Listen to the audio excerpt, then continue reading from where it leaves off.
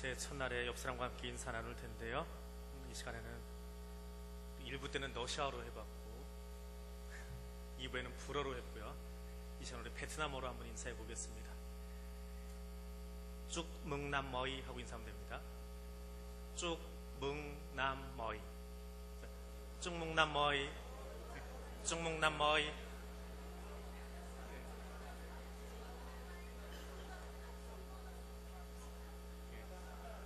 발음이 잘 안 되시면 영어로 한번 인사하겠습니다. 뒷사람과 함께 인사합니다. 해피 뉴 이어 인사합니다.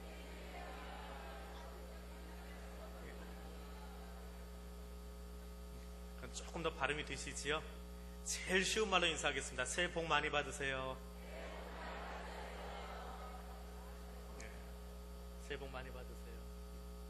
한국말이 쉬운 것 같습니다. 1부나 2부나 3부나 외국어 몇 개 해봤는데 따라하질 않으시더라고요.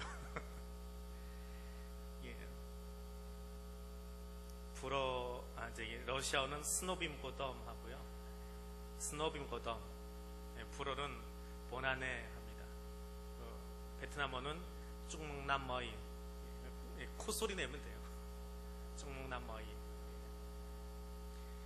새해 카드 받으셨습니까? 종이 카드 받아보셨습니까? 제 방에 가면 낚싯줄 들여놓고 거기다 카드를 걸어놨습니다. 종이 카드. 개인이 보낸 거는 남기영 선교사님 거 하나, 나머지는 다 기관에서 온 겁니다. 그래서 모양이 비슷비슷합니다. 똑같은 카드도 몇 개 왔고요. 대부분은 다 카톡으로 오지요. 카카오톡 메시지로 옵니다. 그 카카오톡으로 오는 카드 중에 택배가 왔습니다 하는 카드가 있어요. 뭔지 아세요? 더하기 1 해가지고 나이 1살. 그 택배를 3개나 받았으니까 3살 더 먹을 것 같아요. 한국은 나이 먹는다 하면 뭘 먹습니까? 떡국. 떡국 드셨습니까? 외면하고 계시는 분들은 떡국 못 드신 것 같아요. 빨리 드셔야 1살을 더 드실 텐데, 아니면 1살을 드시기 싫으신 건지. 오늘 베드로전서에는 그 먹는 이야기가 나옵니다. 먹음에 관한 이야기. 우리가 함께 그것을 나누어 보려고 합니다. 금년 우리 교회 표 성구 베드로전서 2장 2절입니다. 이 베드로서, 야고보서, 요한서신, 그리고 유다서, 이것은 일반 서신이라고 부릅니다. 목회적인 서신도 아니고 개인 서신도 아니고 교회가 알아야 될 일반적인 이야기들을 적어 놓은 책, 그래서 일반 서신이라고 합니다. 특별히 베드로전서는 신앙 때문에 고난을 당하고 있던 소아시아 교회 성도들에게 그런 위험 속에서도 너희가 구원의 소망을 가지고 구원에 이르도록 자라갔으면 좋겠다, 그것을 이야기하는 것이 베드로전서입니다. 구체적으로 어느 시기에 쓰여졌는지는 잘 모릅니다. 근데 많은 신학자들이 본문을 쭉 깊이 읽어보면서 아마도 이 베드로서라고 하는, 베드로전서라고 하는 책은 야고보 순교 직후에 쓰여지지 않았을까, 그렇게 다들 생각을 합니다. 교회가 막 태동을 하고 모이기 시작하고 이제는 교회가 뭔가 모양이 좀 잡혀간다 할 때에 교회 지도자 중에 하나인, 담임 목사급의 지도자 중에 하나인 야고보가 첫 번째 순교를 합니다. 그 야고보를 죽인 이 세상의 권력이 야고보도 죽였으면 베드로도 한번 죽여보자, 그러면 교회를 완전히 흔들어 놓을 수 있겠다라고 하는 마음을 먹습니다. 자, 그리고 나니까 로마의 박해는 있지요. 야고보는 죽었지요. 교회가 막 생길만 하다가 쿵 하고 쓰러지는 입장입니다. 교인들이 뿔뿔이 흩어지기 시작합니다. 예수 믿으면 잘 되는 게 아니구나. 예수 믿으면 힘들어지는구나. 예수 믿으면 죽을 수 있구나. 예수 믿으면 손해보는구나. 그래서 전 세계로 흩어져 가기 시작합니다. 그때의 베드로 사도가, 죽음의 위협을 받고 있는 베드로 사도가 소아시아에 있는 성도들, 막 흩어지고 있는 터키에 있는 교회들, 그들에게 보낸 편지가 이 편지입니다. 고난받는다 하는 이야기를 12번이나 써야 될 만큼 고난받는 상황이 심각했습니다. 자, 그때의 교회 지도자인 베드로가 교회에게 줄 수 있는 권면이 무엇일까요? 그 첫 번째 권면이 오늘 본문입니다. 베드로전서에는 3개의 권면이 나오는데 그중에 첫 번째입니다. 우리 같이 읽어보겠습니다. 갓난아기들 같이 순전하고 신령한 젖을 사모하라. 이는 그로 말미암아 너희로 구원에 이르도록 자라게 하려 함이라. 아멘. 갓난아이들처럼 영적인 순수한 젖을 너희는 간절히 바라라. 그 안에서 너희가 구원에까지 자라게 되도록. 이것이 첫 번째 권면입니다. 갓난, 우리말도 똑같습니다. 헬라어도 2개의 단어를 붙여놓았습니다. 방금, 직전에 라고 하는 의미의 단어하고 태어난다 라고 하는 단어를 붙여서 방금 태어난 아이, 신생아, 그것이 갓난이라고 하는 뜻입니다. 그리고 아이라고 하는 단어는 물론 신생아를 이야기하기도 하지만 태중에 있는 아이를 이야기합니다. 그래서 갓 태어난 교회, 신생아 같은 교회, 혹은 아직 미처 출산은 못했지만 엄마의 태중에서 준비되고 있는 것처럼 세상을 위해서 처음 교회가 태동하려고 준비하고 있는 그 작은 아이 같은 성도들이 갑자기 고난을 당합니다. 몸이 힘들어집니다. 그럼 어이않고 할 때에 그때 주어진 이야기입니다. 그럼 미성숙한 아이들, 갓난 아이들은 엄마의 젖을 의존해서 살 수밖에 없습니다. 어른이 되어지면 젖이 아니고도 먹을 수 있는 게 많이 있지요. 또 먹을 수 있는 게 많이 있다고 해서 다 먹을 수 있는 것은 아닙니다. 맛이 없어도 맛있는 척하고 먹어야 될 때도 있고 예의상 먹어야 될 자리도 있고 본의 아니게 먹는 음식도 있습니다. 맛이 없어도 주인에게 이야기하느라고 이거 맛있습니다. 어디서 이런 음식 솜씨를 배우셨습니까? 립 서비스도 해드릴 때가 있습니다. 그 드라마를 본 건 아니고 인터넷을 뒤지면서 자료를 찾다 보니까 이런 이야기가 하나 있습니다. 얼마 전에 종영한 미생이라고 하는 드라마에서 거기 나오는 주인공이 손님을 접대하는 자리, 그 자리에서 나오는 이야기입니다. 극 중에서 오차장이라고 하는 사람이 친구를 만나서 접대할 때에 이렇게 이야기합니다. 술 마시는 자리입니다.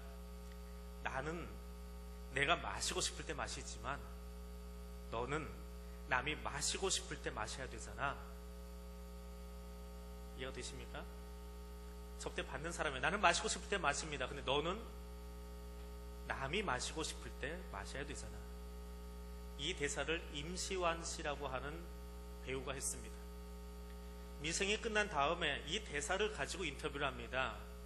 내가 어린 시절에요. 우리 아버지가 집에 들어오실 때면 꼭 코가 뻘게 가지고 술에 취해서 들어오셨습니다. 그때마다 그 아버지의 모습이 참 마뜩치 않았습니다. 왜 아버지는 늘 밤에 들어올 때마다 꼬부라져 가지고 들어오시나, 맨정신으로 들어오시면 안 되나.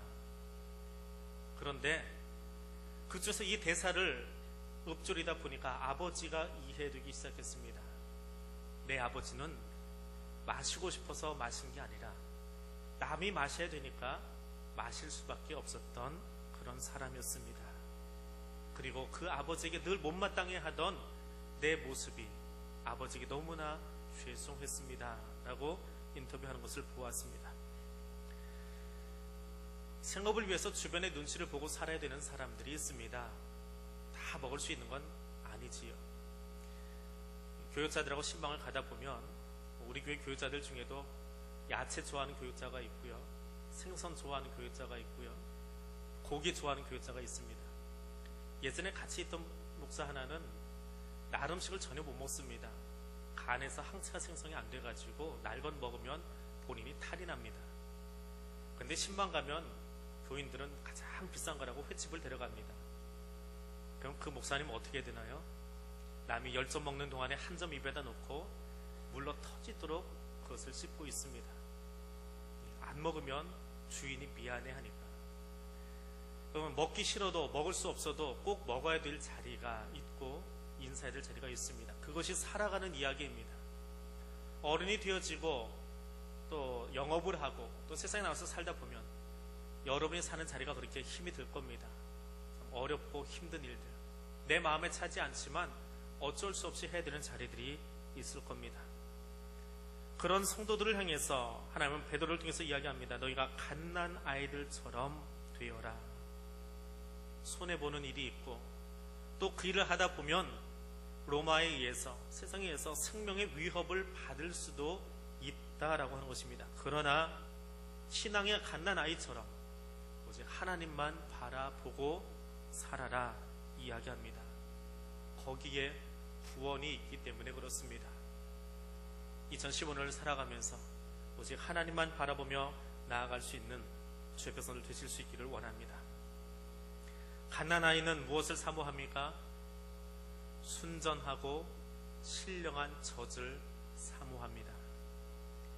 베드로는 음식 때문에 홍역을 치루었던 사람입니다. 갈라디아서에서 바울이 베드로가 수리아 안디옥에 왔을 때에 마주하고 앉아서 얼굴 마주보고 꾸짖었더라, 그렇게 이야기합니다. 수리아 안디옥은 바울의 선교 베이스 캠프로 알려진 곳입니다. 바울이 여기서 베드로를 꾸짖었습니다. 그 자리에는 바나바도 있고 야고보도 있습니다. 근데 베드로가 대표니까 혼난 거예요. 쉽게 예를 들면 우리 장로님들 모시고 볼리비아에 선교 탐방을 갔는데 남경선 선교사님이 대양교회 보니까 이게 마음에 안 들어요. 장로님들 뒤에 있는데 다 들으라는 듯이 저한테 야단을 치는 겁니다. 딱 그런 형국이 베드로가 수리아 안디옥 갔을 때 바울에게 혼나는 그런 장면입니다. 근데 뭐 때문에 혼났습니까? 안디옥에서 베드로가 할례받지 않은 이방인들하고 식사를 하고 있었습니다. 그러다가 예루살렘 교회에서 야고보하고 일단의 사람들이 그 교회를 찾아온 겁니다. 유대인인 교회, 유대인들이 모여있는 예루살렘 교회에서 사람이 왔습니다. 그러니 유대인인 베드로 입장에서 내가 이 사람들하고 같이 먹는 것 때문에 괜히 또 말거리 만들겠다. 여러분도 그런 경험 있으시지요? 누가 밥 먹고 있는데 불쑥 식당에 초대하지 않은 사람이 다른 사람들과 들어오는 것이 보입니다. 저 사람 빼놓고 괜히 식사했다가 이거 말 나오겠다 하는 경험도 있으시지요? 딱 베드로가 그 짝입니다. 여기 있다가는 말 나오겠다. 그래서 그 자리를 슬그머니 피합니다.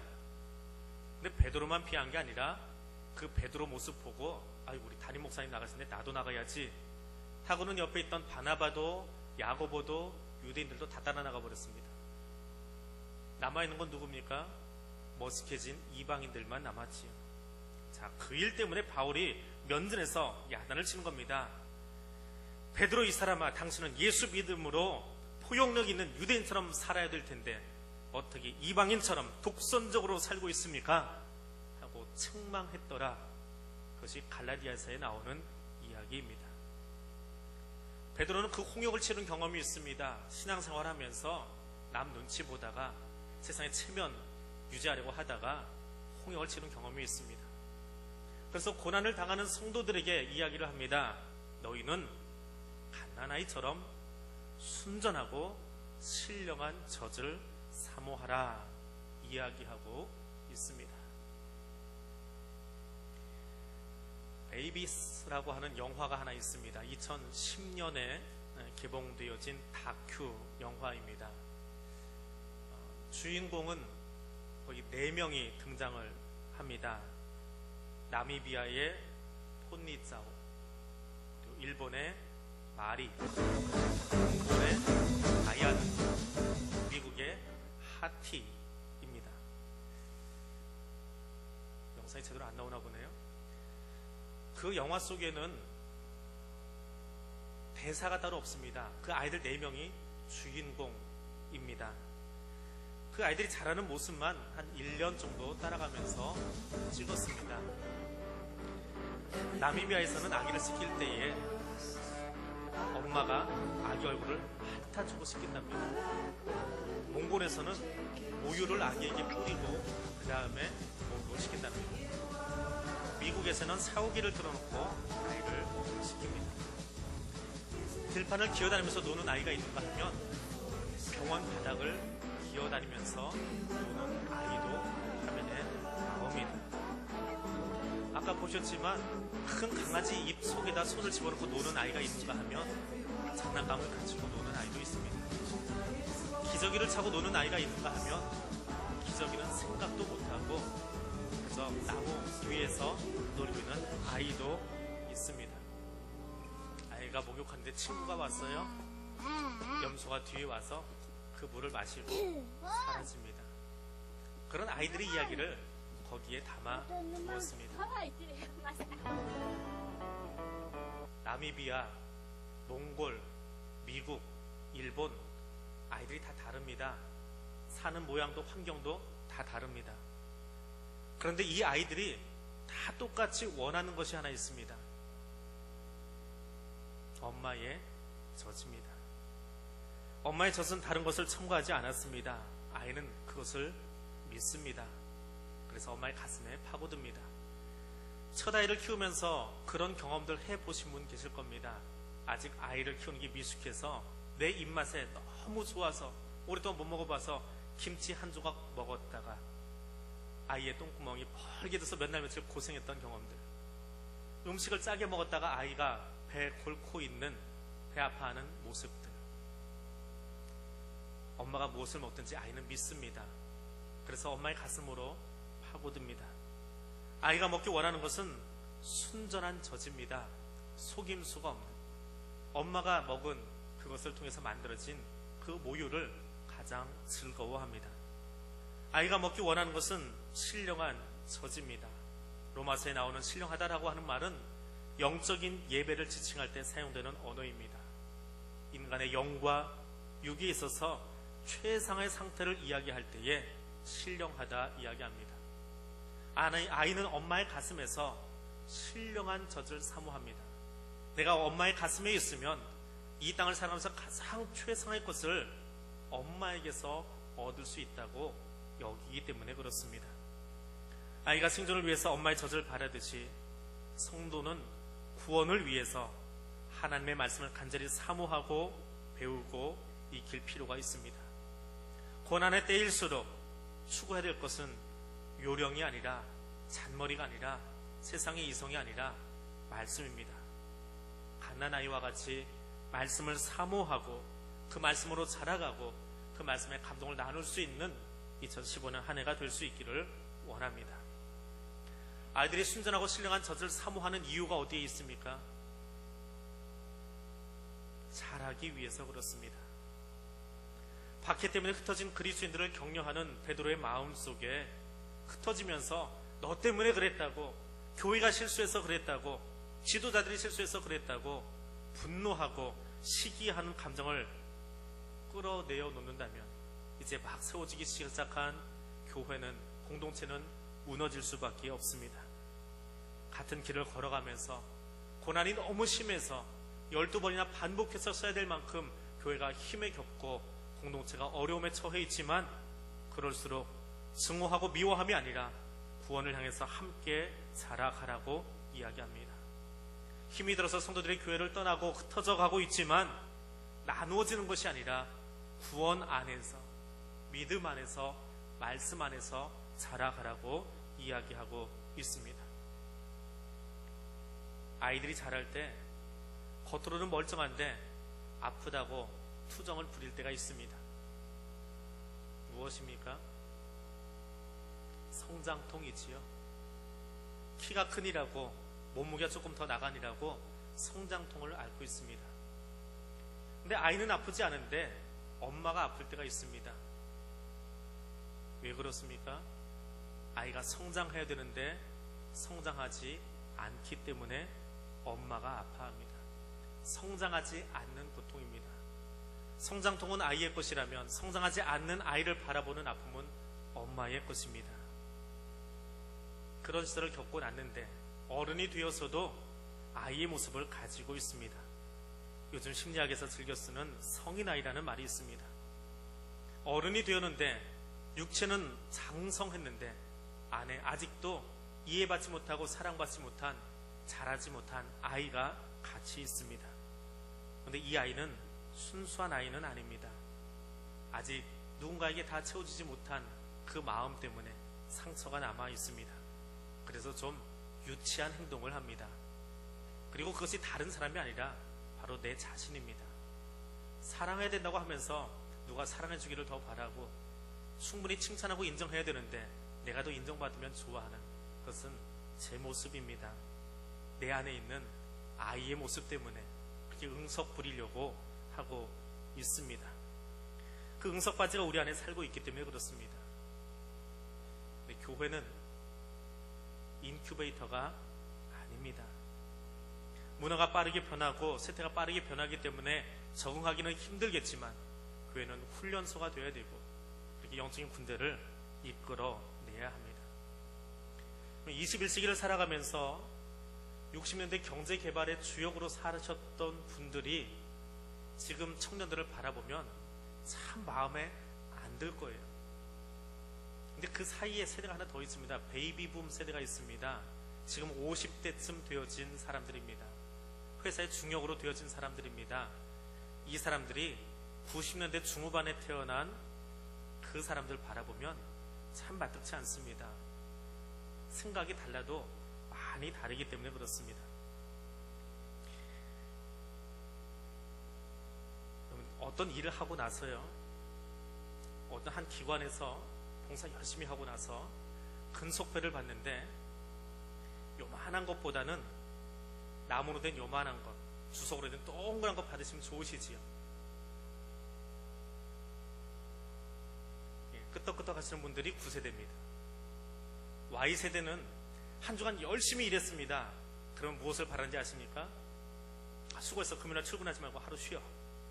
그걸 좋아합니다. 배 같은 거 필요 없습니다. 하루 휴가 주면 너무너무 좋아합니다. 세탁소에 옷 맡겨보셨습니까? 세탁소에 옷 맡기고 나오실 때 뭐라고 이야기하십니까? 언제 찾으러 와야 돼요? 그러지요? 9세대입니다. 9세대 그거 모르셨지요? 신세대는 어떻게 하는지 아십니까? 세탁 다 끝나면 문자 메시지 넣어주세요. 이게 Y세대랍니다. 직장에 출근하면 옛 베이비붐 세대는 이 직장이 나의 평생 직장이야. 어떻게 하면 잘 맞추고 동아리여서 빨리 이 회사에 정해서 열심히 일할 수 있을까 하는데, Y세대는 직장에 첫 출근하자마자 분위기가 왜 이래? 내가 여기 계속 있어야 되나? 첫날의 평가를 끝내버린다고 합니다. 평생 직장의 개념이 없습니다. 여러분은 이해 안 되시나요? 그게 Y세대랍니다. 베이비붐 세대는 졸업장 하나 가지고 평생 직장을 찾아서 그렇게 살다가 끝납니다. 근데 Y세대는 졸업장이 하나가 아닙니다. 여러 개입니다. 그리고 아직도 또 다른 졸업장을 위해서 달려가고 있습니다. 사회생활 경험은 아직 시작도 못 해보았습니다. 그것이 Y세대입니다. 신세대를 이해하라거나 혹은 신세대처럼 살라는 것 아닙니다. Y세대로 사는 것 아닙니다. 옛세대이건 베이비붐 세대이건 Y세대이건 똑같은 공통점이 있습니다. 나만 좀 알아봐 달라고, 나만 좀 이해해 달라고 하는 응석바지의 모습이 있습니다. 그 모습을 가지고는 개인도 공동체도 성장할 수가 없습니다. 너무너무 힘들어요. 사는 게 힘이 듭니다. 영업하는 것도 힘이 들고 신앙생활 하는 것도 힘이 들고 원치 않는 자리에 가야 되고, 베드로가 바라보니까 수아시아 교회들이 원치 않은데 사방 각처로 흩어져야 될 만큼 고난 중에 있습니다. 그때의 성도들이 해야 될 일이 무엇이라고요? 구원의 기쁨을 함께 나누고 생명을 낳을 수 있는 성도가 되어지도록 성장하라는 것입니다. 성화의 삶을 살아가라는 것입니다. 교회가 인큐베이터가 아니라 벌써 훈련받고 준비되어서 흩어진 그곳에서 영적인 군사들로 살아가라고 요청하고 있습니다. 세상 사는 것도 참 힘이 들지만, 사는 곳에 나가서 앉아있는 것만으로도 한숨 나오는 곳이지만, 그런데 너희가 그리스도의 사람들로 부르심을 받았다면 거기서 응석바지의 신앙이 아니라, 인큐베이터의 아이가 아니라 순전한 젖을 사모하고 신령한 젖을 사모하고 그것으로 채워지고 그것으로 자라가서 구원의 복음을 전하는 자로 살아가라고 이야기하고 있습니다. 태초에 말씀이 계셨습니다. 그 말씀이 육신이 되어서 우리를 찾아와 주셨습니다. 그리고 그 말씀이 지금 내 안에서 우리에게 새로운 동력을 제공해 주시고 함께 협력하여 구원에 이르도록 자라가라고 돕고 계십니다. 2015년 한 해 동안에 이 말씀을 더 깊이 묵상하고 내 안에 채우고 그 말씀으로 성화의 삶을 살아가는 복된 한 해가 되시기를 주님의 이름으로 축복해 드립니다.